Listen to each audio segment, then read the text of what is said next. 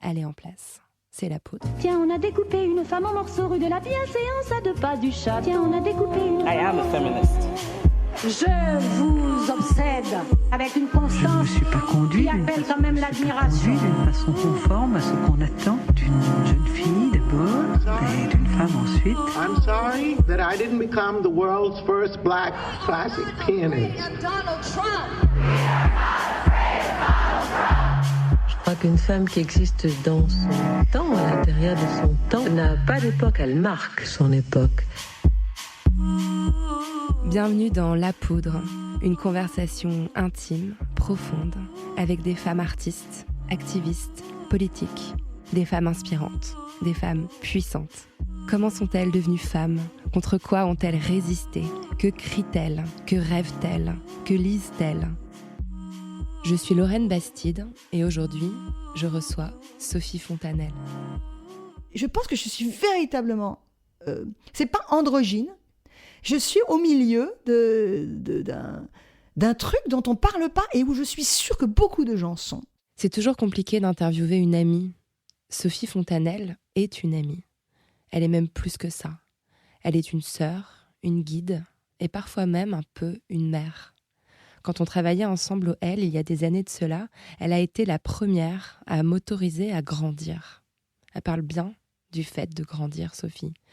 Elle ne parle que de cela au fond. Parmi ses romans, celui qui s'appelle comme ça, qui s'appelle « Grandir », est l'un des plus beaux textes jamais écrits sur le fait de vieillir quand on est une femme et sur l'amour entre une mère et sa fille. Dans son dernier livre, Une apparition, elle décrit sa conquête du droit de porter ses cheveux blancs. Sophie est hilarante. Tous les gens qui la suivent sur Instagram le savent. Mais si vous ne connaissez d'elle que sa part pitre, notre discussion risque de vous surprendre. Sophie Fontanelle est tellement plus que ça. Merci à elle, du fond du cœur, d'avoir bien voulu révéler dans La Poudre quelques-unes de ses facettes les plus secrètes. Avec Sophie Fontanelle, on a parlé de la mort, de l'humour et de YouPorn. Sophie Fontanelle, dans la vraie vie, je vous appelle ma Sophie. Donc je vais pas faire semblant de te vous voyez parce que ça se verrait trop en fait que c'est pour de faux. Ma Sophie, pour préparer cette interview, j'ai lu des tas d'articles à ton sujet, j'ai relu tes romans, j'ai relu tes interviews et ça me faisait bizarre parce que j'ai jamais raté le moindre de tes posts et parce que tu m'as confié depuis 10 ans qu'on se connaît beaucoup de tes états d'âme.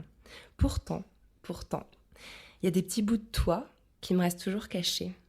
Il me semble, Sophie, que tu sais mieux que personne jouer de l'ombre et de la lumière, montrer ce que tu veux, même en montrant beaucoup, maîtriser ce qu'on voit et ce qu'on sait de toi. Est-ce que c'est une forme de maturité d'écrivain et de femme de médias ? Jamais personne me parle comme ça parce que jamais personne me connaît à ce point. Donc voilà.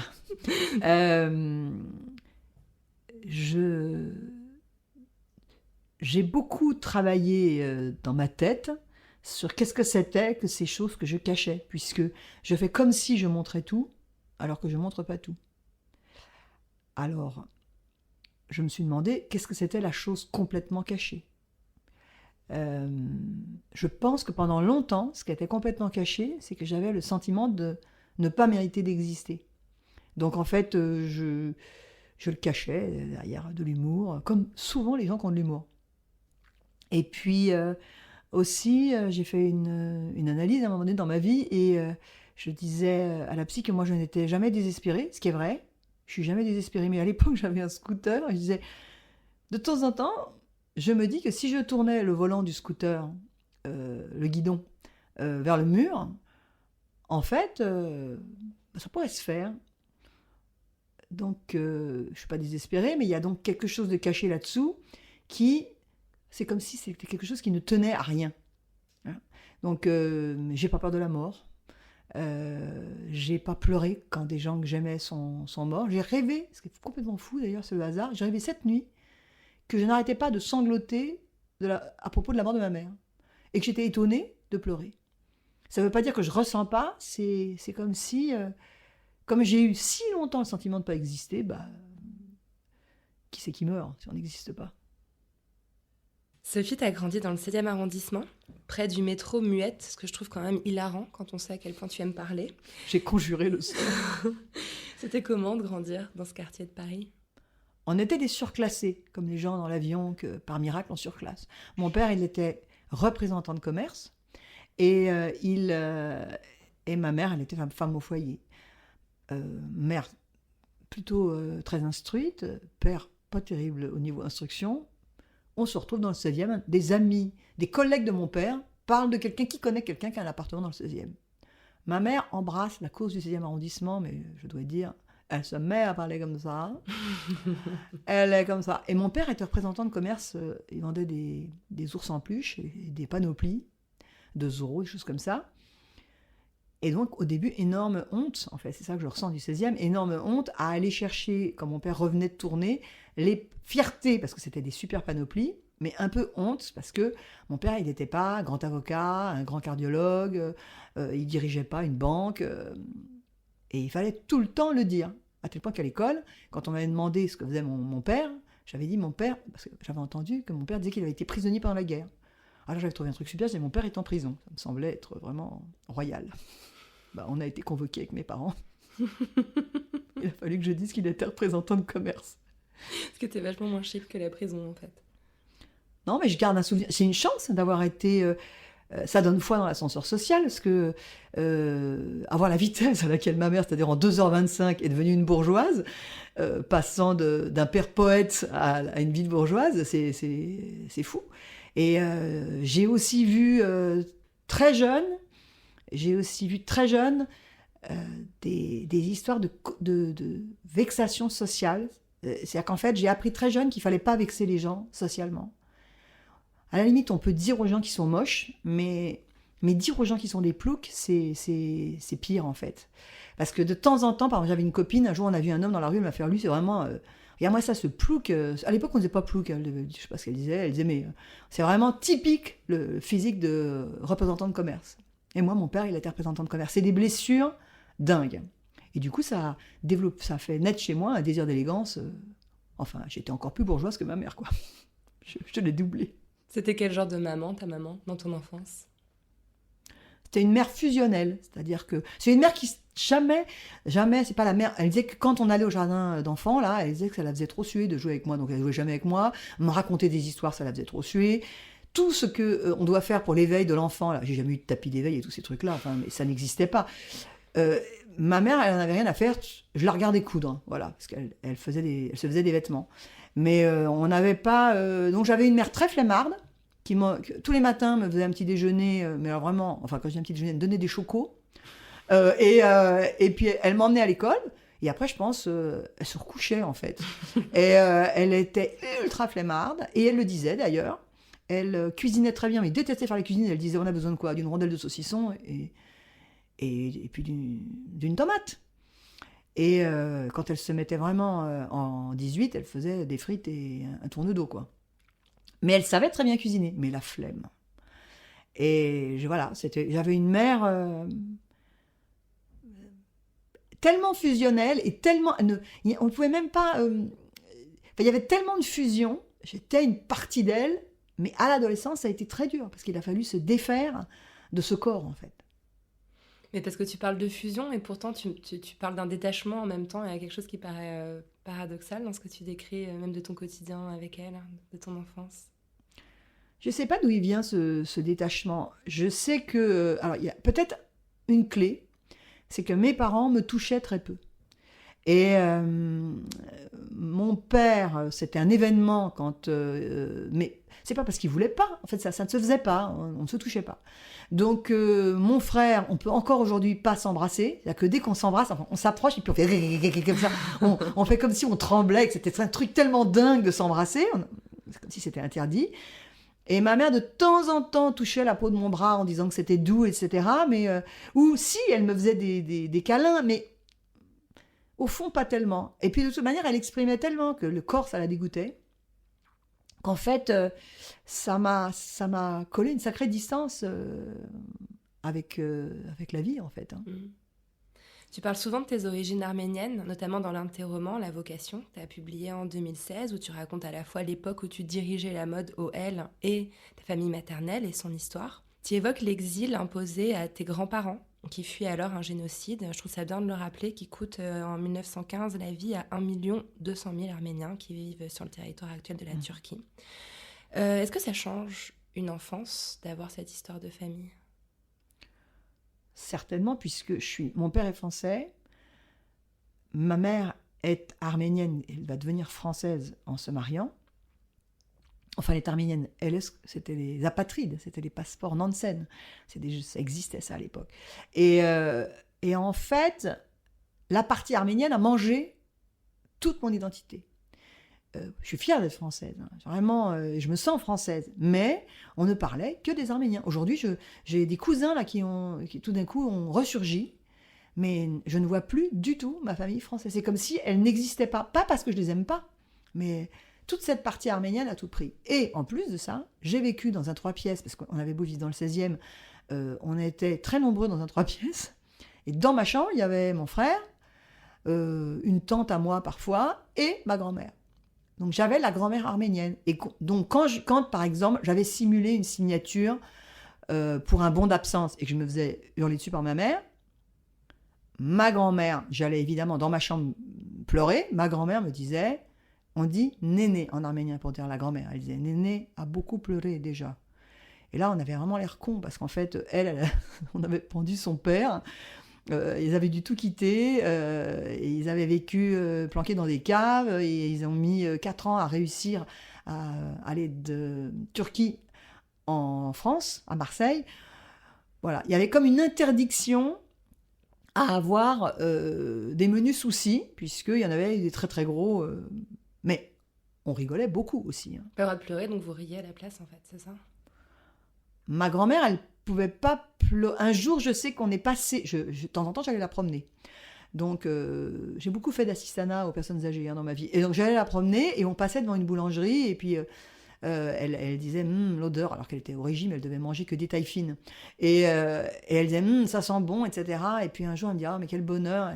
Et du coup, comme elle avait l'air si paisible, j'ai essayé de lui dire mais c'était quoi en fait ton histoire en Arménie, enfin en Turquie, hein, pas en Arménie. Et là, elle m'a dit, c'est histoire trop triste et tu oublies. Mais je regrette de ne pas avoir insisté. Valérie Toragnan, qui dirigeait le journal, elle a pu questionner sa grand-mère. Moi, j'ai pas pu. Elle voulait pas dire. D'ailleurs, il y a des incohérences, on comprend pas très bien ce qui s'est passé. Elle a écrit un bouquin d'ailleurs là-dessus, Valérie. Hein. Valérie, elle a écrit un livre, ouais. Je me suis rendu compte aussi en relisant tout ça qu'il y a des choses de ton enfance qui reviennent souvent dans ton récit, notamment le fait que dans ta famille, on disait que ton frère Marc était beau et que toi, t'étais intelligente. Comment on te parlait à toi, l'intelligente, dans ta famille, quand t'étais petite ? Je me suis débrouillée pour être admirée dans ma famille, en fait. Je crois, parce qu'on admirait tellement la beauté de mon frère. Et pour ça, il faut que je revienne un tout petit peu en arrière. Ma mère, dans une famille arménienne, ce qui veut dire quelque chose, c'est des gens qui venaient de Turquie. C'est un autre monde. Et ma mère, elle tombe enceinte. Elle a 28 ans, mais dans l'histoire, dans la symbolique de la famille, c'est comme si elle avait 15 ans. Elle tombe enceinte et elle ne sait pas de qui. C'est-à-dire qu'elle avait un amoureux, l'amoureux l'avait quittée. Alors déjà, rien qu'elle fasse l'amour avec l'amoureux, c'était un scandale, mais l'amoureux l'avait quittée et du coup, de dépit, elle était allée coucher avec un autre. Elle va mettre des années à me le dire. Elle me le dit, j'ai 25 ans. Hein. Et quand elle fait ça, elle se rend compte qu'elle est enceinte. Elle s'en rend compte, elle est enceinte de 6 mois. Et elle dit à ses parents qu'elle est enceinte. Les parents disent, voilà, d'accord, en fait. Bon, déjà, ils réagissent, ils ne la mettent pas dehors. Et mon frère naît. Et elle ne sait pas donc qui est le père de mon frère. Mais il y avait un homme qui était brun, dont elle était amoureuse, et un autre qui était blond aux yeux bleus, et serbe, qui était l'autre homme. Et l'enfant naît, et tout bébé, dans une famille brun d'Arméniens, il ressemble étonnamment à ce serbe. Il a les yeux tout bleus, très vite, et ça ne va pas bouger, et il a les cheveux tout blond, blanc, comme un petit bébé suédois. Donc elle en déduit que cet enfant et le fils de ce Serbe. Elle peut s'être trompée, on ne sait pas les gènes. Mais en tout cas, elle déduit ça. Et c'est comme ça qu'il va être identifié. Cet enfant, comme il est beau, on l'admire et il va se faire accepter par sa beauté. C'est-à-dire que au début, la sœur de ma mère, elle avait mis un paravent, elle ne voulait pas parler à la fille-mère. Enfin, vraiment, c'était un peu une paria, ma mère. Mais la beauté de ce gosse est telle, chez les Arméniens, on est souvent brun et on a souvent les yeux noirs. Tout d'un coup, un enfant blond aux yeux bleus, mais c'était comme un demi-dieu, quoi. On avait un viking dans la famille, donc tout le monde était autour de lui. Et l'identité de ce gosse, ça va être sa beauté, qui est phénoménale. Parce qu'on a l'air toujours idiot quand on dit « Ouais, ma soeur, mon frère était beau », mais quand je monte, les gens, ils m'écoutent pas, et puis quand je monte la photo, ils font « Ah ouais », parce que c'est une beauté à la Paul Newman, à la Clint Eastwood, c'est vraiment des beautés hollywoodiennes, quoi. Et moi, j'arrive légitime. Moi, ma mère, entre-temps, s'est mariée avec un homme qui a reconnu mon frère, c'est-à-dire qui a dit « Voilà, c'est mon fils », alors que c'est pas son fils. Et moi, j'arrive, mais tout le monde sait que moi, je suis des 2 parents. Et je suis donc trop gâtée. Parce que moi, j'ai un papa et une maman. Et on va donc toujours essayer de valoriser un peu plus mon frère que moi. Parce que le pauvre. Et toute ma vie, j'ai entendu le pauvre. Et non seulement j'ai entendu toute ma vie le pauvre, mais là, j'y pense en te parlant. Tous les hommes que j'ai aimés, qui étaient toujours pas à la hauteur. Toujours. Je les aimais en me disant « mais le pauvre ». Et toi, t'étais l'intelligente alors pour compenser ça? Oui, mais j'ai redoublé d'intelligence. C'est-à-dire que je n'étais pas la première de la classe, mais en revanche, j'étais quand même super intelligente. Il y avait l'équipe. À un moment donné, il y a eu le concours général a été ouvert à une classe. Ils ont fait une expérimentation sur une autre classe que la classe qui d'habitude fait le concours général de français. Et j'ai été première au concours général. Non, pas première. 3e, la fille qui rêve. C'est tout toi, ça. Non, mais ça, c'est tout moi, oui. J'étais première. Mais bon, en tout cas, dans ma classe, j'étais la star. Et je me suis débrouillée pour... Puis cette intelligence, c'était pas juste l'intelligence, c'était la créativité. C'est-à-dire que quand j'avais 9 ans, j'ai dit, moi, j'écris des poèmes.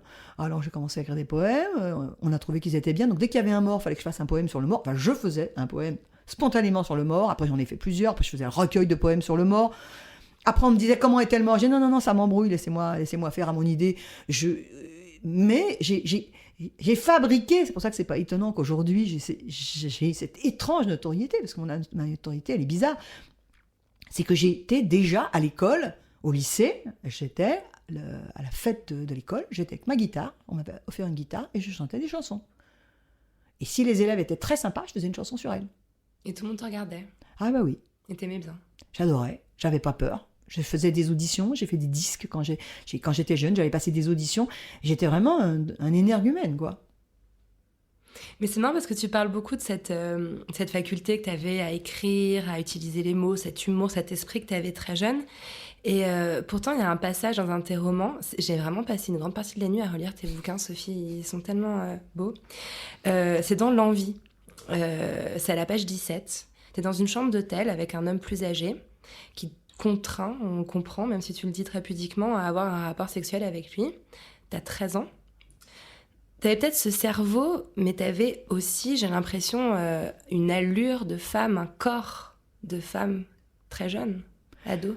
Oui, ça c'est encore l'Arménie, hein. C'est que les jeunes femmes orientales sont je ne sais pas si elles sont, faudra regarder si elles sont formées plus tôt, mais en tout cas, on a des formes, on quitte bien vite le côté complètement filiforme de la gosse pour entrer dans des formes plus opulentes, même si j'étais très mince.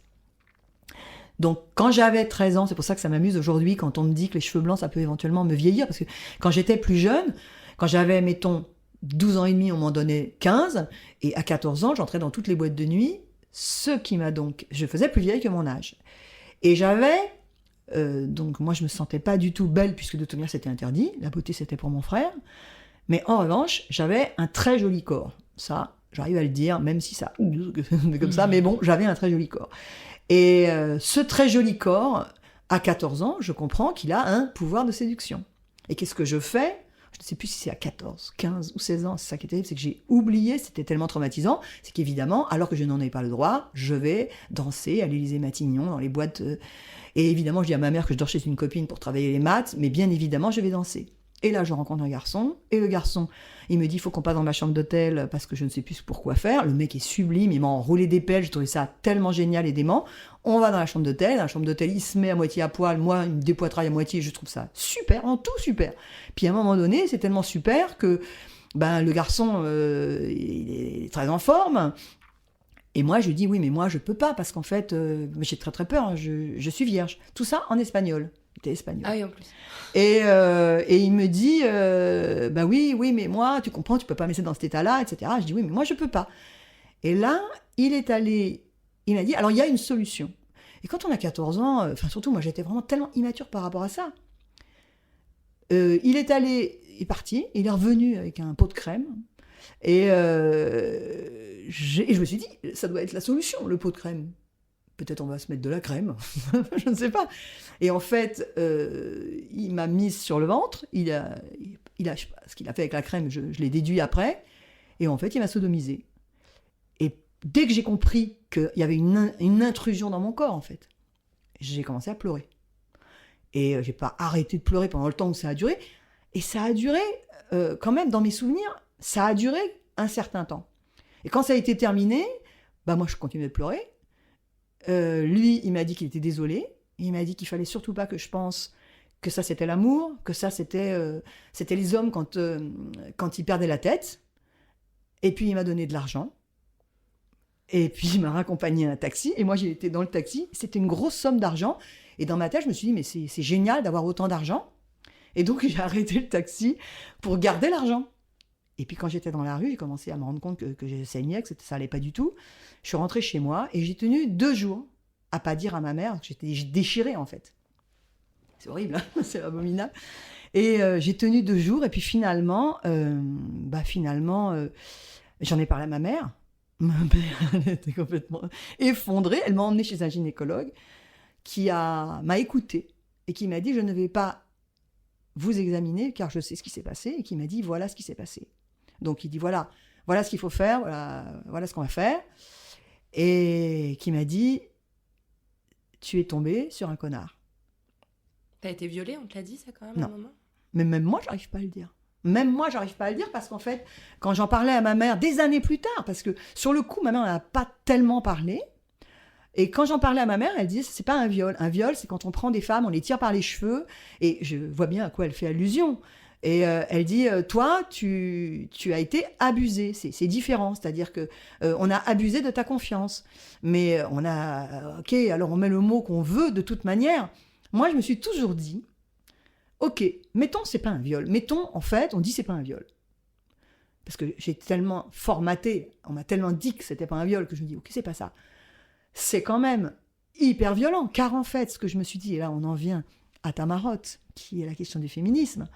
Moi, aujourd'hui, à mon âge, qu'est-ce qui se passerait s'il y avait un jeune garçon que j'emmenais dans une chambre d'hôtel, sous couvert d'aller chercher mon portefeuille, que je fermais la porte, qu'on commençait à flirter, qu'à un moment donné, le garçon me disait « Non, mais moi, je veux pas, j'ai peur ». Alors que, mettons, il était excité, mais qu'il me disait « Moi, je peux pas, j'ai peur ». Qu'est-ce qui se passerait si je lui disais, qu'il disait « Mais moi, je peux pas, j'ai jamais fait l'amour, je peux pas, c'est pas possible, je peux pas, j'ai trop peur ». Qu'est-ce qui se passe si j'ai une solution et que j'allais chercher une bombe de déodorant, de la crème que je lui foutais dans le cul. Enfin, c'est complètement dingue. Mais ce serait un viol aussi. Mais oui, c'est pour ça. Il aurait peut-être porté plainte, non, le garçon ? Peut-être, moi j'avais demandé à mes parents à l'époque pourquoi on portait pas plainte. Et mes parents m'avaient dit, alors il y avait 2 choses. Ils m'avaient dit, 1, comment tu vas expliquer aux policiers que tu as voulu aller jusqu'à un certain point, mais pas à un autre ? C'est ça qu'on m'a dit. Et deuxièmement, on m'a dit, mais le garçon, il doit pas se sentir si coupable que ça, puisque en fait, il a rappelé un jour, une nuit. Mon père lui a dit qu'il l'appelait trop tard. Le pire de tout, il était mexicain. C'est que si ça se trouve, il y a au Mexique un type qui ne peut pas imaginer une seule seconde qu'il a foutu ma vie en l'air. Parce que la réalité, c'est qu'il a entièrement flingué ma sexualité.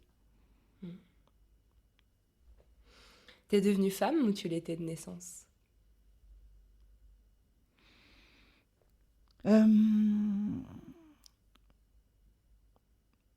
Moi, je pense que je le suis devenue. Et Et je suis devenue, d'abord parce qu'on m'a dit que j'étais une femme.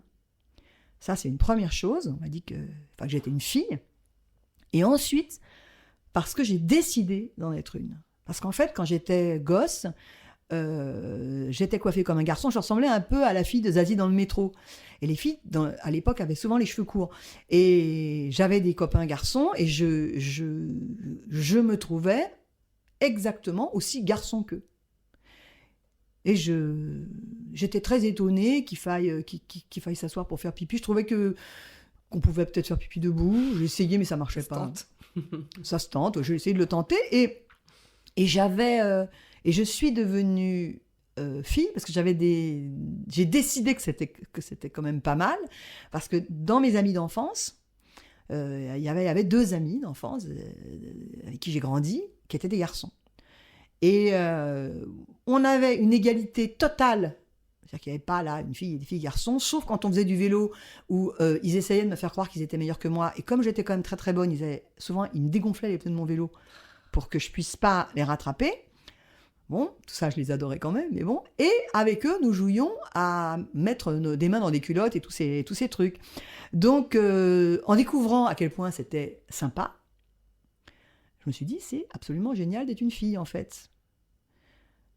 Et je sais pas pourquoi, parce que comme eux me renvoyaient l'image qu'en fait, ils étaient attirés par moi parce que j'étais une fille, et que moi, je trouvais assez sympa qu'ils soient des garçons, tout ça, ça faisait un peu un truc interdit, voilà.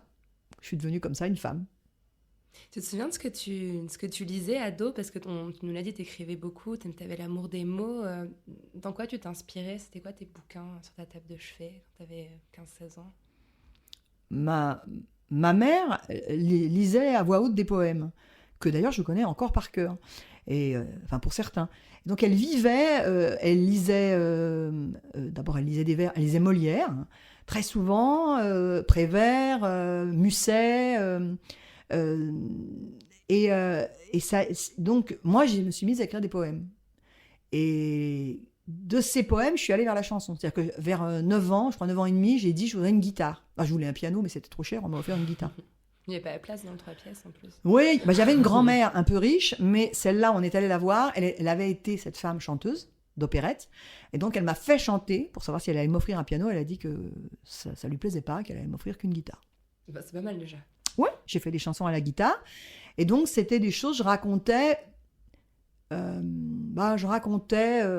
c'était comme c'était avant cet abus sexuel. J'avais une chanson qui disait « Docteur, trouvez-moi un problème. Docteur, trouvez-moi une erreur. Oh là là. Il y a trop de gens qui m'aiment. » Donc, je faisais des chansons là-dessus. Ma mère adorait cette chanson parce que ça voulait dire qu'elle avait tellement réussi son éducation que j'avais aucun problème. Et puis, dès que j'ai commencé à vivre ce truc un peu traumatisant, hein, pour le moins qu'on puisse dire, j'ai écrit des chansons qui disent qui je suis aujourd'hui. Hein. Il y avait une chanson qui disait « Je me protège avec du rire, avec du bruit et des mensonges. J'ai si peur de m'anéantir quand on m'allonge. Wow. » Donc, l'ambiance était donnée. J'ai vu une photo de toi à 20 ans, prise à New York, que tu as postée sur un blog d'une copine. Tu as une coupe de cheveux très courte et tu as les cheveux encore bruns. Tu dis quelque chose sur cette photo qui m'a surprise. Tu dis « Je voulais ressembler à Elvis Presley et à Audrey Hepburn ». Il y a encore un jeu sur le genre qui est intéressant. Oui, c'est-à-dire qu'en fait, je me suis toujours identifiée aux deux. Et par exemple, quand je voyais un James Bond, mais ça, plein de filles, je m'identifiais à James Bond. Maintenant, un peu plus à la fille, mais je m'identifiais à James Bond. Quand je lisais Le Club des 5, je crois que c'était Claude, j'étais en tout cas les garçons. Parce qu'en fait, du côté des garçons, était la force et la liberté. J'aimais bien ça. Et je me souviens que quand il y a eu les jeux vidéo, Lara Croft et tout ça, et machin, j'étais allée voir une société de jeux vidéo, et je leur avais dit, il faudrait imaginer un jeu vidéo avec une héroïne femme et qui arrive à vaincre par la discussion, par des arguments, qui arrive à vaincre tout, qui drague des hommes, et puis celui-là ça va pas. Et j'ai avec une vie virtuelle, il m'avait dit mais les filles non, parce qu'il faut un super-héros, il faudrait qu'elle ait quelque chose de la force d'un homme. Donc il y a toujours cette idée de où elle est la force d'une femme. j'en trouvais toute une partie chez Elvis Presley. Et d'ailleurs, je me disais, si je rencontrais Elvis Presley, je pensais qu'Elvis Presley tomberait, vraiment l'énorme erreur. Je me disais, il va tomber amoureux de moi parce qu'il va voir qu'il est face à son égal. Déjà, énorme délire de mégalomanie, mais je me disais, il va voir qu'il a toujours cette idée que c'est tout l'échec de mes relations de séduction, c'est ça. C'est que je rencontre un homme, immédiatement, je me mets jamais en position de petite caille à protéger. Alors que, bien évidemment, aussi, je suis une petite caille à protéger. Ça se voit pas. Ah non. Et quand j'essaie de le montrer, ça donne des catastrophes parce que je me montre tellement caille que après je tombe sur les sadiques. Donc ça marche pas, quoi. C'est déséquilibré. Ouais. Alors très vite, tu deviens journaliste. Tu commences super jeune, tu as 22 ans quand tu entres au Matin de Paris, qui est un quotidien. On va accélérer un peu parce que je voudrais qu'on arrive rapidement à parler des magazines féminins. D'abord Cosmo. Dans les années 90, Cosmo, c'était un truc de fou quand même, faut qu'on le rappelle pour les plus jeunes de nos auditeurs. C'était très drôle. C'était drôle. Faut dire. J'ai le cul entre deux hommes, je suis heureuse mais je m'emmerde. Tellement... Comment quitter un homme sans qu'il s'en aperçoive? Et après le L. C'est quand même une façon spéciale d'être journaliste que d'être journaliste dans un magazine féminin. D'ailleurs, c'est un peu bizarre quand on y pense, le concept de journal féminin. Oui, moi je ne me suis jamais vécue comme journaliste. J'étais ravie d'être journaliste parce que ça me donnait la carte de presse. Et le musée gratos, tout ça. Le musée gratos. Mais je me suis jamais vécue comme journaliste. J'en ai fait des enquêtes, mais dès qu'on me demandait d'enquêter, j'étais désespérée. Quand j'ai été recrutée à l'Obs, ils ont eu quelques velléités de me faire des enquêtes. Ils ont tout de suite compris que c'était pas possible. Je me vis comme une observatrice. Et c'est pour ça que, bien avant d'entrer à l'Obs, je voulais inventer une partie féminine de l'Obs que je voulais appeler la nouvelle observatrice. Ce qui fait sens. Oui, parce que je me vis comme ça, en fait. Je regarde, et il se trouve que parce que je vis pas... C'est pas que je vis mal, c'est que je vis bancal. Parce que je vis bancal, je vois très très bien les autres, en fait. Parce qu'en fait, je vois sans cesse plein d'angles différents, parce que je ne suis jamais très stable. Et tu vois beaucoup les femmes. T'as quand même passé, 15 ans au L ? Oui, mais alors, quand j'étais à Elle, parce qu'il y a une fille l'autre jour qui m'a mis un commentaire sur Instagram et qui m'a dit « Oui, j'ai l'impression que vous avez des choses à vous faire pardonner. » Parce qu'elle dit « Vous avez vanté ces dictates, etc. » Elle se trompe. Je n'ai jamais vanté ces dictates. Mais je ne veux pas lui dire qu'elle se trompe. Elle en est trop convaincue. Qui vous déteste comme ça, il ne faut pas y aller. Mais non, je suis arrivée à Elle, j'ai créé le personnage de Fonel, qui est un personnage qui n'avait rien à faire d'avoir un mec, d'avoir des enfants.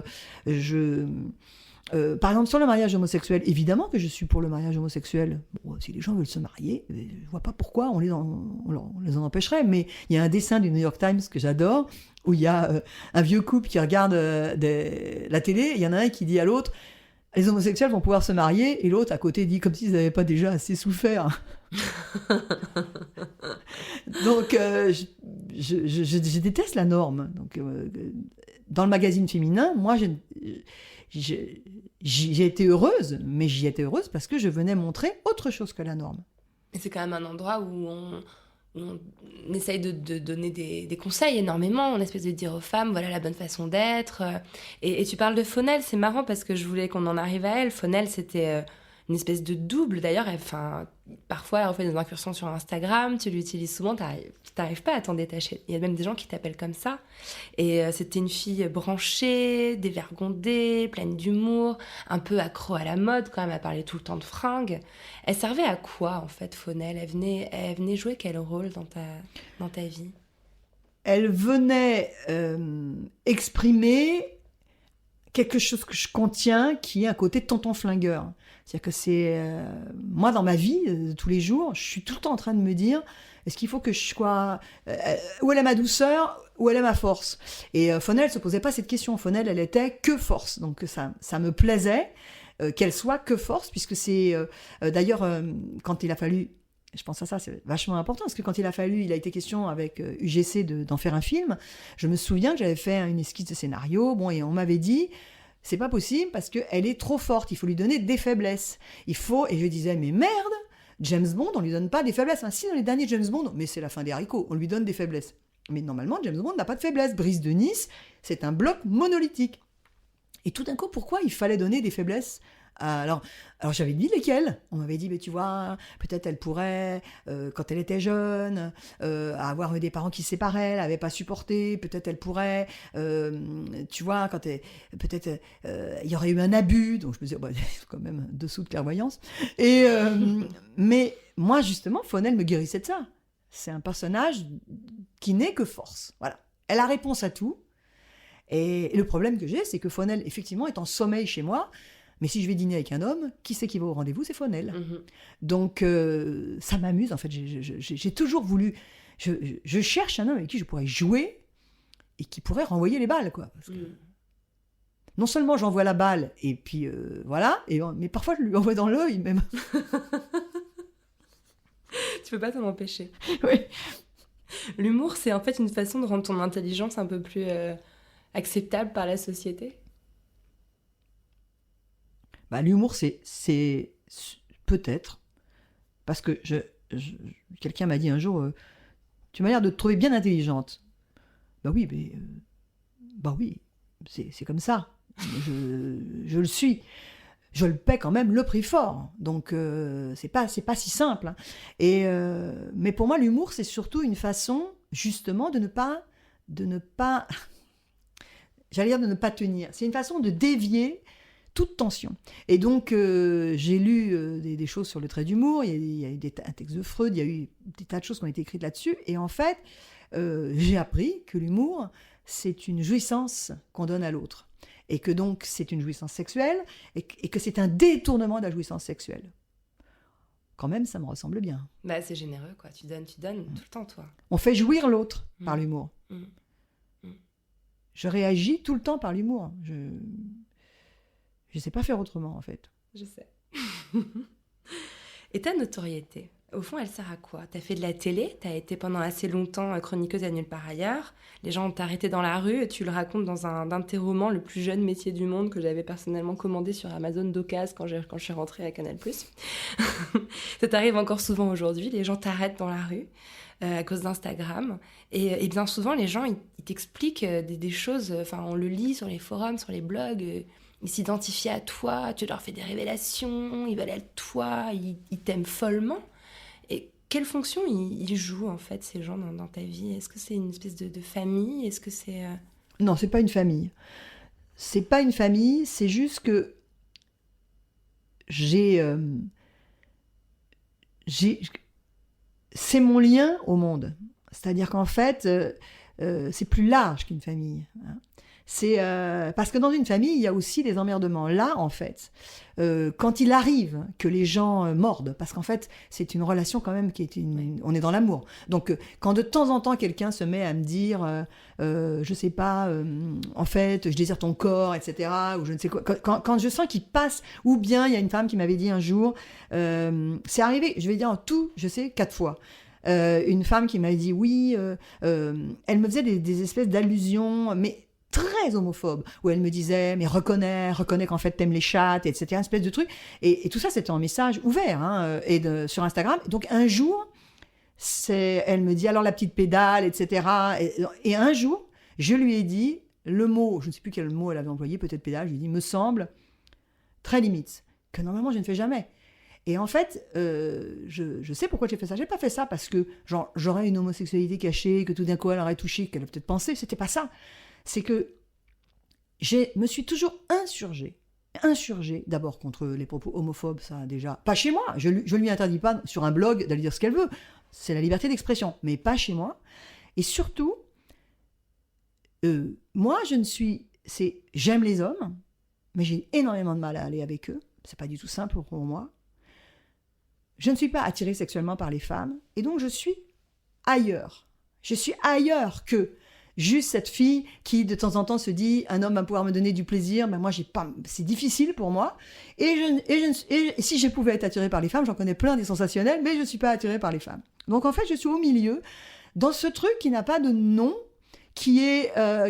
je pense que je suis véritablement... c'est pas androgyne. Je suis au milieu d'un truc dont on parle pas et où je suis sûre que beaucoup de gens sont. C'est-à-dire que moi, si je rêve tout d'un coup, si je me mets à m'exciter ou si je vais... Vous savez, je dis, vous savez, je devrais dire, tu sais, parce que c'est encore plus simple. Tu sais, quand on sait, en fait, ses préférences sexuelles quand on va sur YouPorn. Et en fait, je vois bien que, bon, alors j'ai beaucoup fait young, old, parce que pendant longtemps, je me vivais comme une gamine, et puis alors, j'allais avec des vieux. Alors, j'allais voir vraiment des mecs, des catis, etc. Je sais, par exemple, que c'est plus mon truc. Je sais qu'à mon œil, je regardais fessé. Ça, j'aimais bien les trucs de fessé, etc. Alors, c'est hyper compliqué quand on se fait son auto-érotisme de se donner en même temps une fessée. Enfin bon, je me faisais des trucs, comme ça, des tricks. Et puis, mais je remarque que finalement, j'ai du mal à trouver ce qui me correspond. En revanche, je vais jamais regarder femmes entre elles. C'est-à-dire qu'en fait, je vois bien, c'est comme ça que... Parce qu'à un moment donné, à force de pas y arriver avec les hommes, je me dis, mais peut-être, en fait, je suis lesbienne et je le sais pas. Peut-être des filles me disaient, mais comment tu sais si t'as pas essayé? Mais enfin, sans vraiment essayer, j'ai vu des femmes essayer, notamment une amie... Oui, très souvent. Très souvent. Et puis j'étais partie en vacances avec une copine qui, me voyant sans mec, un jour, elle s'est foutue à califourchon sur moi et elle a essayé, ça m'était arrivé déjà quand j'avais 10-12 ans, elle a essayé de m'embrasser et je me souviens, elle a essayé une fois, 2 fois, donc elle rigolait, mais elle le faisait. Puis à la 3e fois, je l'ai attrapée aux épaules et je l'ai regardé droit dans les yeux et je lui ai dit, qu'est-ce que tu veux? Et elle a eu peur parce qu'en fait, elle n'était pas plus lesbienne que moi, quoi. Elle voulait juste comprendre de quoi j'étais faite. C'est bizarre d'être au milieu comme ça, mais c'est mon cas. Mais c'est marrant quand je te demande le rôle du public ou des gens qui te regardent, t'en arrives à parler de ça. C'est comme si c'était un espèce de miroir dans ce cas dans lequel tu te regardes ou Non, parce que depuis le début, ce que je veux te dire, et puis après j'ai oublié, ce que je veux te dire, c'est que n'ayant pas, ou très occasionnellement, de vie sexuelle, mon lien aux autres, mon érotisation, mais quand je dis érotisation, c'est la manière dont je fais scintiller mon être dans l'autre et avec l'autre, eh ben c'est comme ça que ça se passe. Et tu les fais jouir en les faisant rire. Oui, sans doute, et en les émouvant aussi. Et ce qui est fou, c'est qu'ils le comprennent. Ils le comprennent. Et quand je parle de l'homme invisible, qui est, je continue comme un rêve d'adolescente de me dire que il y a de la place pour cet homme, mais je l'appelle l'homme invisible. Et quand je suis en train de comprendre en te parlant que je vais faire un livre qui va s'appeler L'homme invisible. Ah, c'est dingue, non? Ça sera venu là. Parce qu'en fait, cet homme qui n'est pas là, je lui garde une place. Et en fait, elles comprennent, elles savent. Et quand souvent il y en a une qui dit, vous savez, votre solitude, donc elles savent. Et elles savent très bien que ma solitude n'est pas triste. Parce qu'en fait, j'ai plus du tout envie de mettre le guidon du scooter, le guidon du scooter dans le mur, plus du tout. Mais elles savent, en fait. Elles ont tout à fait compris. Même celles qui n'ont pas lu les livres. Parce qu'en fait, qu'est-ce qu'on raconte dans les... Parfois, il y a des gens qui disent, mais en fait, est-ce que c'est vraiment un écrivain, pas un écrivain? Et ça arrive, hein, des critiques littéraires qui se posent la question, etc. Il n'y a qu'à lire mes livres, en fait, pour savoir. Il n'y a qu'à lire mes livres. Donc, moi, j'ai même rien à dire là-dessus. Bah justement, enfin moi je voulais en arriver à l'envie, donc ce roman que t'as écrit en 2011 qui raconte comment tu n'as pas eu de rapport sexuel pendant une 12aine d'années. Ce roman a un succès énorme, y compris à l'étranger. Alors il y a un article du New York Times, quand même énorme classe, il faisait 12 pages en plus, le truc méga long, qui dit c'est un manifeste d'empouvoirment, d'empowerment, en pleine époque où les grosses pattes baladeuses de DSK font la une des journaux. C'est une enquête sur le pouvoir du non. Et t'es pas féministe avec ça? Non, mais tu sais, féministe, je le suis. Le problème, c'est que je suis aussi, la plupart du temps, abstinente. Je suis célibataire. Je sais plus comment on dit, à 55 ans. Mais je suis une influenceuse. Je suis des tas de choses. Et je déteste le dire. Voilà. Je déteste le dire, car ce que je préfère au monde, c'est l'acter. En fait. Et ne jamais en avoir honte. Donc en fait, j'ai pas besoin de dire que je suis féministe, même si, là, avec la sortie du livre sur les cheveux blancs, je me rends compte que vu les attaques, parfois, je me dis merde, ils vont vraiment finir par me faire sortir du bois, quoi, sur le féminisme, parce que et c'est tellement exaspérant, quoi. Tu vas prendre une pancarte bientôt. Mais tellement exaspérant, et je pense que les préjugés de la société sont tellement énormes que bon. Mais en général, je préfère, il suffit de me connaître, en fait. pour savoir ce que je suis. Mais donc voilà, je milite pas. Bon, j'aimerais qu'on arrive à un moment pour parler de grandir. Parce que grandir, pour moi, c'est le plus beau de tes livres et peut-être même le plus beau de tes écrits. Je suis déjà émue rien qu'en en parlant. C'est sorti... T'as manqué me faire pleurer 2 fois. Je suis désolée, c'est hyper grave comme interview. Et ça raconte les années où tu as pris soin de ta maman qui était vieille, qui était malade. C'est en plus une époque où on se voyait beaucoup, toi et moi, et je sais comme tu as vécu ça. Et je voulais te demander d'en lire 2 pages sur lesquelles je suis tombée hier. Et en fait, en les lisant, j'ai frissonné. Si tu es d'accord pour les lire. Oui. C'est où? Doucement. 51. Ça et ça. Ouais, ça et ça. Page 51. J'ai développé une sensibilité particulière aux personnes âgées. Est-ce une richesse? Est-ce qu'elle m'ouvre à des valeurs supplémentaires, cette nouvelle loupe à voir la fin? Si mon œil repère une cahotante dans la rue, c'en est fait. Plus rien ne peut m'en détourner. Ni la vitrine irrésistible, ni la star qui se matérialiserait là. Je suis comme ces parents qui, sachant les besoins fondamentaux de l'enfant, s'étonnent de l'enfant des autres, zigzagant entre les tables du café, pas couché à 2h du matin, énervé et blafard. Et, comme eux, je me dis « Mais qu'est-ce qu'il fait là, celui-là? C'est pas sa place. » Qu'est-ce qu'elle fait là, cette dame arrimée à son caddie, venue tard au marché au remballage, récupérer sur le sol les fruits et légumes rejetés? Elle se courbe à en gîter pour un melon éclaté. Qu'est-ce qu'elle fait là, cette microscopique passante, doublée par une trottinette qui fuse, et elle panique. Pend-elle sur sa canne, tandis que, en retrait, la mère de l'enfant, celui à trottinette, très pressée, crie « Ne va pas si vite! Ben, tu vas tomber !» La mère ne remarque pas ce que son enfant menace. Qu'est-ce qu'elle fait là, celle couchée devant moi aux urgences? Sans âge, tavelée, âpre, c'est la terre d'Islande. Elle n'a pas voulu déranger sa famille affairée, et elle attend seule sur le brancard, son sac posé sur son pubis, et elle le tend au personnel soignant qu'elle réceptionne. Il y a tout dedans. Qu'est-ce qu'elle fait là, ma voisine, qu'un midi, en sortant de chez moi, je découvre par terre dans le hall, retournée comme une coccinelle. Par un excès inapproprié, mais déchirant de politesse, elle refuse d'admettre que son bras la fait souffrir. Il est cassé. Qu'est-ce qu'elle fait là, cette autre, dans le carrefour, bloquant 5 artères de la ville, le bus stoppé devant elle, et elle et le bus bien face à face, dans une confrontation inexplicable, perdue d'avance. Qu'est-ce qu'elle fait là, la super maquillée antédiluvienne, au restaurant marocain de la rue Monsieur le Prince, toujours solitaire et toujours la même, et qui parle à un ami imaginaire, entourée de clients qui, peut-être, de leur vie, n'ont jamais vraiment vu l'autre, alors qu'elle le voit. Ouais. Eh ben, dis donc. Ouais. C'est vachement ça, hein. C'est super dur de se lire. Ouais. Mais cette tendresse pour les vieilles femmes, enfin, déjà, les vieilles femmes, on les regarde pas, on les écrit rarement, on les filme pas souvent, et tu fais ça avec un amour complètement dingue, et je pense que c'est quelque chose que tu as tiré d'un moment d'une vie qu'on raconte pas trop non plus, alors que beaucoup de femmes le vivent, c'est le moment où il faut s'occuper de ses parents, et ça incombe d'ailleurs souvent aux femmes, de ce rôle-là.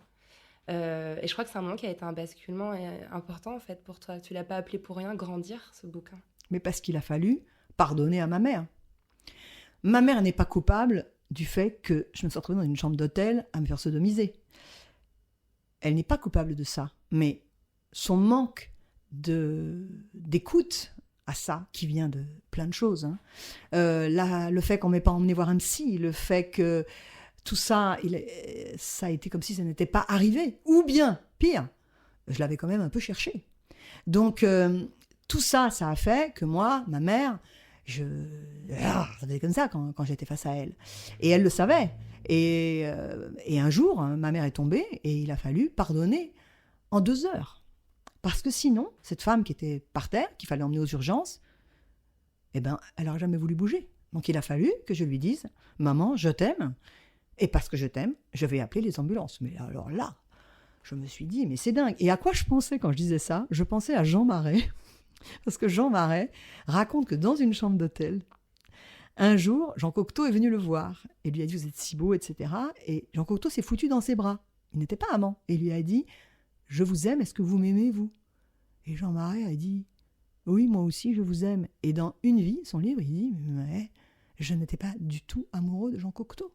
Mais je le lui ai dit, comme un exercice, comme ça, parce que, comme pour m'exercer à le dire, parce que je savais que j'allais avoir à le dire, parce que j'avais envie d'être avec Jean Cocteau. moi, je me suis exercée à dire je t'aime à ma mère, alors que au fond de moi, j'avais envie de dire mais comment tu peux pas voir tout ce qui m'est arrivé, moi, aujourd'hui? Parce qu'en plus, toute ma vie, elle m'a dit mais comment ça se fait que tu es toute seule? Mais comment ça se fait? Et c'était pas non plus sa faute. Mais tout ça a été lié. On parle pas souvent du moment où les femmes vieillissent. On parle pas souvent des cheveux blancs. On parle pas souvent de l'abstinence. En fait, le fait de mettre en lumière ces sujets invisibilisés qui font partie de la vie des femmes et pas de celle des hommes, pour moi, c'est vraiment de l'engagement. L'abstinence, c'est pas pareil pour les femmes que pour les hommes, on est d'accord. Vieillir, c'est pas pareil pour les femmes que pour les hommes. Avoir un job avec beaucoup de pouvoir, c'est pas pareil pour les femmes que pour les hommes. Enfin, tu vois où je veux en venir, quoi. Je pense que t'as quelque chose qui fait vraiment avancer la cause des femmes en apportant un récit genré de ta propre expérience. Oui, c'est que je vois bien que les hommes et les femmes ne sont pas considérés de la même manière. Et je vois bien comment les femmes acceptent parce que accepter la différence, il n'y a aucun problème, mais la déconsidération. Parce qu'en fait, pourquoi est-ce que Georges Clooney, tout le monde le trouve séduisant, et pourquoi est-ce que moi, avec mes cheveux blancs, alors qu'on me dit, oh non, mais vraiment, c'est pas un sujet de livre, 2, ça devient une des meilleures ventes tellement c'est un sujet de livre, et on est là en train de dire, ouais, mais alors vraiment, alors pardon, mais c'était mieux quand même, c'est mieux quand même de pas se laisser les cheveux blancs. Donc, en fait, il y a une inégalité. La femme, elle est réduite. En fait, voilà, elle est réduite. Et toute femme qui ne veut pas être réduite, on essaie de la réduire au silence. Dans mon cas, on n'y arrive pas beaucoup. Et il y a eu d'autres femmes, on n'y est pas arrivé. C'est vachement bien. Mais, et cette réduction, elle est que... attention, parce que je vais dire un truc qui est vraiment, vraiment politiquement pas correct, mais même la manière de décider à quel âge la sexualité, on y a droit. Hein, à quel âge elle est légale. Moi, je trouve que même ça va pas. Alors, je sais bien que là, les gens vont dire « Comment, mais il faut protéger l'enfant, etc. » Mais moi, j'ai eu des histoires... Avant ce qui m'est arrivé, j'ai eu des histoires quand j'étais jeune, des histoires érotiques, j'avais cet érotisme. Ça dépend des gens, ça dépend des gens. Ouais. Et moi, à 11 ans, j'étais déjà capable de faire énormément de choses qui n'étaient pas de la pénétration. Mais il y avait vraiment, et dans ma tête, dans ma tête, et j'étais loin d'être une oie effarouchée à ce moment-là. C'est pour ça que ma mère pensait que je l'avais bien cherché. Et donc, il y a déjà dans... Ok, on dit, alors ça commence à tel âge. À mon avis, ça commence bien avant. Ensuite, ça s'arrête quand même vite. Et en plus, quand ça s'arrête, c'est déconsidéré, parce qu'en fait, je fais allusion à un truc très particulier. René Friedman, type génial, donc c'est pas la question. Gynécologue, qui aide les femmes infertiles à avoir des enfants. Voilà, non mais un type, ouais. un héros. Il disait l'autre jour, sur France Culture, radio génial, il disait, ben voilà... La femme, on n'y peut rien à partir de 36 ans, ce qui est vrai, sa fertilité décroît terriblement, surtout pour le premier enfant. On peut quasiment plus en faire, sans aide. Et il disait, il parlait de ça quand même d'une fatalité. Mais merde, je t'ai dit que ma mère était tombée enceinte et avait été fille-mère. Je croyais quand même que le problème pour les femmes, c'était qu'elles pouvaient tomber enceinte très facilement. C'est quand même le plus gros des problèmes, non? Avant celui de ne pas avoir d'enfant. C'est quand même le plus gros des problèmes. Et qu'on me dise qu'une femme est délivrée de la maternité à partir de 36 ans, éventuellement, évidemment, après les femmes peuvent... Il y en a qui veulent des enfants, etc. Mais qu'elle est délivrée de ça, et qu'elle peut donc baiser... Tranquillement. Mais c'est dingue. Après, c'est une bonne nouvelle, Mais c'est une bonne nouvelle, et je ne comprends pas. Alors, ça, c'est l'injonction entre les femmes. Et les hommes, ce qu'on leur dit, ce qu'il disait toujours René Friedman, il disait, l'homme, c'est comme ça, c'est vrai, c'est une injustice, il peut procréer jusqu'à 90 ans. Bon, mais qui c'est qui a envie de voir un homme de 90 ans procréer? Et surtout, qu'est-ce qu'il dit, René Friedman? Avec tout le respect que je lui dois, parce qu'en plus, je l'aime beaucoup. Mais il est en train de dire aux hommes de 50 ans qui ont des troubles de l'érection, qu'ils ne peuvent pas en avoir, parce qu'il faut qu'ils en aient des érections jusqu'à 90 ans. Et crois-moi, dans mes rares expériences sexuelles, les troubles de l'érection chez l'homme, et on va quand même pas dire que c'est de ma faute, ils viennent quand même assez vite, tu vois. Donc, on est en train de mettre les hommes dans une injonction, et les femmes dans une... On leur raccourcit la vie aux femmes. En fait, la femme, c'est entre 16 ans et 34 ans qu'elle peut vivre. Voilà. Et après, tu vas Sinon, c'est l'euthanasie. Ouais. Et en même temps, il ne faut pas vieillir derrière. Moi, j'ai adoré. Il y a quelques jours, il y a Laurent Wauquiez qui expliquait qu'il se mettait du blanc dans les cheveux pour être pris plus au sérieux. Ouais. C'est quand même hallucinant, l'espèce de double standard. Une femme de 40 ans qui voudrait se lancer en politique et qui aurait les cheveux grisonnants, elle se ferait tout de suite un régicolore pour pas qu'on voit qu'elle vieillit. Alors qu'un mec, au contraire, c'est exactement ce que tu racontes en fait. Une femme doit se figer à ce moment de fertilité qui est en fait un moment super réduit. Et les hommes, en revanche, plus ils vieillissent, plus ils sont beaux, plus ils sont supposément attirants, sécurisants. Mais je trouve qu'en plus, si les cheveux blancs, c'est la sagesse, tu vois, puisque ce Wauquiez pensait ça. Si les cheveux blancs, c'est la sagesse, je pense que c'est pas mal de faire l'amour avec quelqu'un de sage. Parce que quelqu'un de sage peut être grivois, peut être vicieux, peut être plein de choses. Mais quelqu'un de sage ne va pas te tuer. Quelqu'un de sage veut ton bien. Et je pense que c'est important et que ce soit pas valorisé est absurde. C'est absurde. Et ça vient du fait que ce que la femme est supposée... En fait, chaque fois qu'on pense qu'une femme en sait long sexuellement, c'est toujours pour la dominer, en fait. Hein. Donc, mais en fait, une femme, quand c'est long sexuellement, une femme qui pourrait apprendre à quelqu'un, qui pourrait lui expliquer, par exemple, à un homme, à aller un peu moins vite, qui pourrait lui expliquer un certain nombre de choses, quand on peut parler, quand on peut ne pas parler, quand on peut... ce qu'il faut. Une femme qui sait ça, c'est quand même... C'est de l'or. Mais c'est déconsidéré parce qu'en fait, on préfère l'image de l'homme qui, lui, peut dire tout ce qu'il veut. On veut la caille, la petite caille. La petite caille effarouchée. Dans une apparition dans ton dernier roman, donc celui où tu racontes comment tu as laissé ta chevelure blanche apparaître, tu croises une copine dans la rue, celle-là même qui, il y a 25 ans, t'avait recommandé de te teindre les cheveux pour couvrir tes cheveux blancs.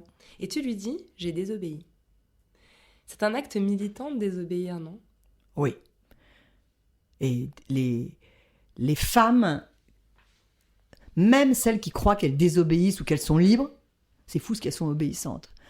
Car le nombre de filles que je sais, indépendantes, vraiment, des femmes vraiment qui sont complètement, qui se vivent comme des femmes complètement émancipées. Et puis cette femme-là, on est dans une boutique et elle dit non mais tu peux pas acheter ça plaît pas aux hommes ça. Ça tu vas jamais attraper un homme avec ça. Déjà attraper un homme, elle pense pas ça, elle pense se faire attraper. Et moi, il n'y a rien contre se faire attraper. Moi, tant qu'on peut faire et l'un et l'autre, ça me dérange pas. Mais ça, les femmes vous disent ça. Ensuite, le nombre de fois, je ne sais pas. Un jour, j'ai reçu un texto il y a pas longtemps d'un homme, et puis je réponds. Cet homme me donne pas de nouvelles, et puis elle m'a dit ouais, le salaud, etc. Puis moi, je lui réponds avec énormément de tendresse. Réaction de cette femme, mais c'est hyper castrateur ce que tu fais. Tu vois, parce que lui, en fait, tu le mets dans une position où, en fait, il est comme ça devant ta bonté et il n'est jamais sanctionné. Ça doit hyper le castrer parce que ça ne lui donne pas l'élan. Et je me dis, mais qu'est-ce qu'elle en sait ? Si ça se trouve, sa théorie est bonne, mais si ça se trouve, elle est fausse. Moi, quand j'ai fait une analyse, je me souviens d'une fois, j'avais dit au psy, j'arrive pas à comprendre ce qu'il pense. C'était encore sur un autre homme. Et elle me dit, mais est-ce que quelqu'un pourrait imaginer tout ce que vous êtes en train de me dire ici ? Je vais te poser la question un peu rituelle de la poudre, mais tu as un peu répondu tout à l'heure, en fait, avec Friedman. Comment t'entends-tu avec ton utérus ? Je sais que tu poses cette question, qui me fait frémir. Je suis désolée de te la poser aussi. Qui me fait frémir parce que... alors, j'ai réglé cette question quand j'étais jeune. J'ai mis un doigt, j'ai poussé avec le doigt. J'ai vu que ça bloquait. Dans ton utérus ? Dans mon...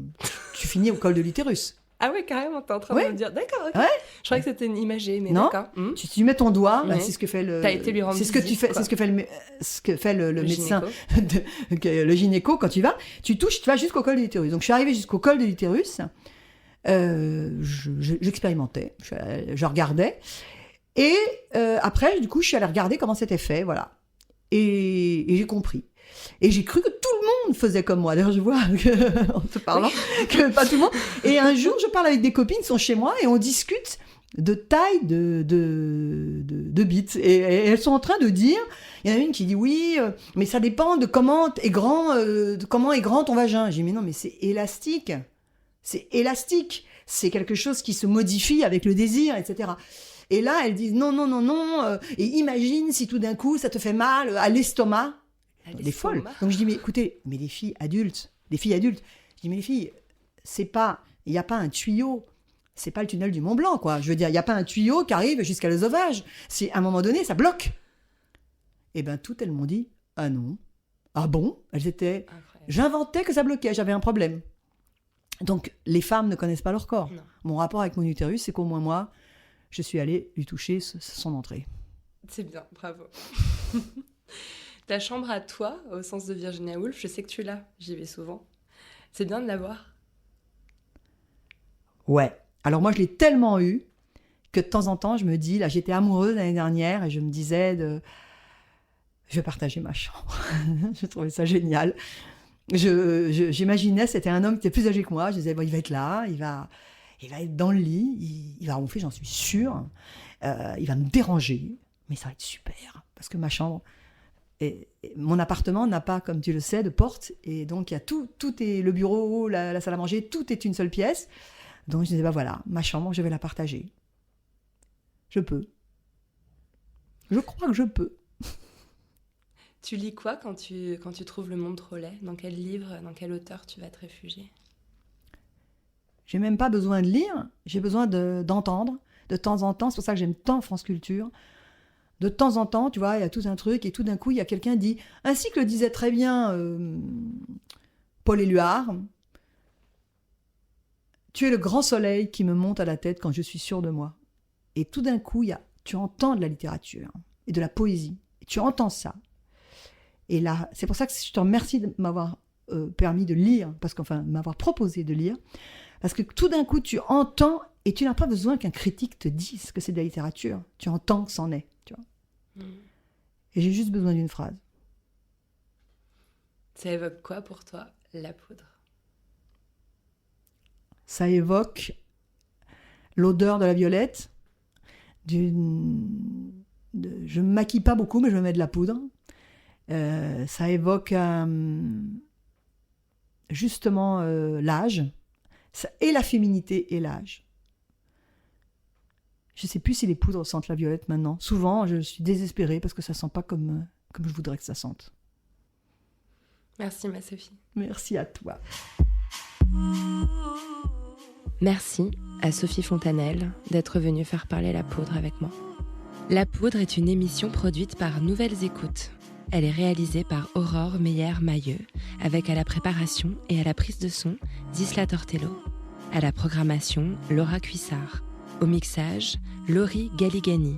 Le générique est un extrait de la chanson L'appétit de Bonnie Banane, produite par Gauthier Visiose. Si vous aimez l'émission, le mieux est de nous le dire avec des étoiles, 5 de préférence, sur iTunes. N'oubliez pas de nous rejoindre sur les réseaux sociaux. La Poudre a sa propre page Facebook.